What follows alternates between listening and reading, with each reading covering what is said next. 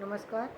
MHD 6 में आज हम निबंध के विकास क्रम में शुक्ल युग की बात करें, क्योंकि निबंध में शुक्ल जी का बहुत बड़ा योगदान रहा है। निबंधकार के रूप में शुक्ल जी के नाम को जो लेते हैं लोग, बहुत सम्मान से लेते हैं, क्योंकि बहुत ही उनके निबंधों में जो एक सबसे बड़ी विशेषता रही है, वो निबंधों की जो चयन है, जो उसका गठन है, जो उसकी जो उनके उनके विचारों को प्रस्तुत करने की जो क्षमता है, वो कहीं अभूतपूर्व है। वो निबंधों में उनका कोई जोड़ ही नहीं है। तो इस तरीके से उनके जो निबंध हैं, वो बहुत ही ज़्यादा उपयोगी भी हैं, और दूसरे उसमें उनकी शैली जो है वो बहुत मंझी हुई दिखाई देती है। हिंदी निबंध के तृतीय चरण, इसलिए उसको निबंध शुक्ल युग का नाम भी इसीलिए दिया गया है, क्योंकि शुक्ल युग में निबंध जो है वो बहुत आगे की उच्च कोटि पर, मतलब एक कहें कि निबंध के विकास की परंपरा को द्योतक करने वाला है निबंध जो है।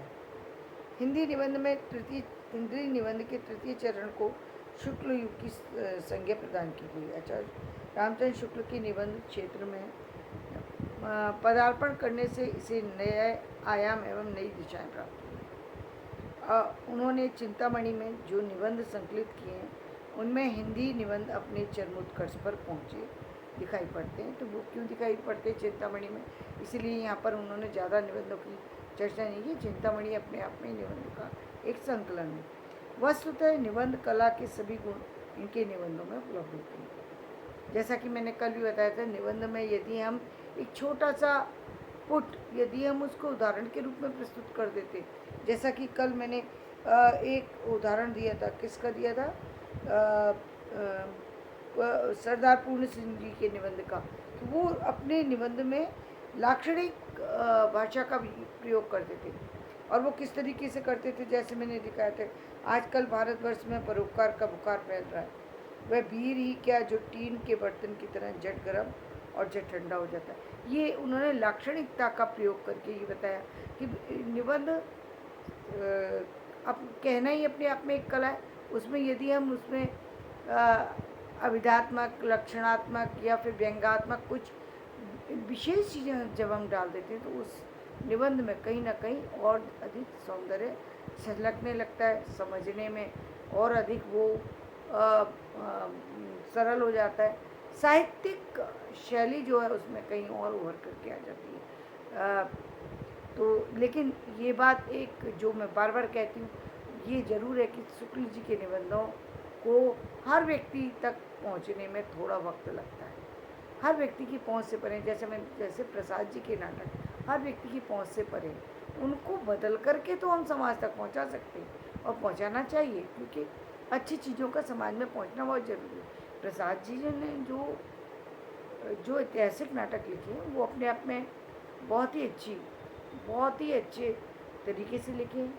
ऐतिहासिकता का जो प्रमाण उन्होंने प्रस्तुत किया है, जो शैली उन्होंने अपनाई है, वो बहुत ही वर्तमान के लोगों के लिए बहुत कारगर सिद्ध हो है। तो खैर हम आगे चलते हैं। तो शुक्ल जी के निबंधों में भाव एवं विचार का, अर्थात हृदय एवं बुद्धि का संतुलित समन्वय, यदि कहा जाए कि शैली ही व्यक्तित्व, ये कथन शुक्ल जी के निबंधों में पूर्णतः चरितार्थ होता है। शुक्ल जी के विषयानुरूप सभी शैलियों का प्रयोग किया है। कहीं वे सूत्र शैली का प्रयोग करते, तो कहीं शोध परक गवेषणात्मक शैली का। अब यहाँ पर जैसे हमने सूत्र परक शैली के बारे में चर्चा की, शोध परक शैली के बारे में चर्चा की, ये होती क्या है? हर व्यक्ति को ये बात जानना जरूरी है। यदि लेखन कर रहा है तो उसके बारे में चीज़ों की जानकारी होनी चाहिए, लेकिन कब होगी? या तो इसमें उदाहरण हो, या फिर व्यक्ति ने पूरा अच्छे ढंग से किसी चीज़ की स्टडी की हो। आचार्य शुक्ल के अतिरिक्त इस काल के अन्य चर्चित निबंधकार हैं बाबू गुलाब राय, पद्मलाल, पुन्नालाल बख्शी, योगी हरि, राधा कृष्णदास, वासुदेव शरण अग्रवाल, शांति प्रिय द्विवेदी और माखनलाल चतुर्वेदी। इनमें से बाबू गुलाब राय को हिंदी निबंध साहित्य की एक उपलब्धि कहा जा सकता है। उनके निबंध संग्रह में संग्रह के नाम है मेरे निबंध, मेरी स्पंदताएँ और फिर निराशा क्यों। गुलाब राय जी एक उच्च कोटि के आलोचक भी थे, अतः उनके उन कुछ निबंधों में साहित्यिक समस्याओं पर विचार किया गया। कुछ निबंध नितांत व्यक्तिक हैं, जिन्हें रोचक ढंग से लिखा गया तथा इनमें उनके व्यक्तित्व के विभिन्न पहलू उभर कर सामने आए हैं।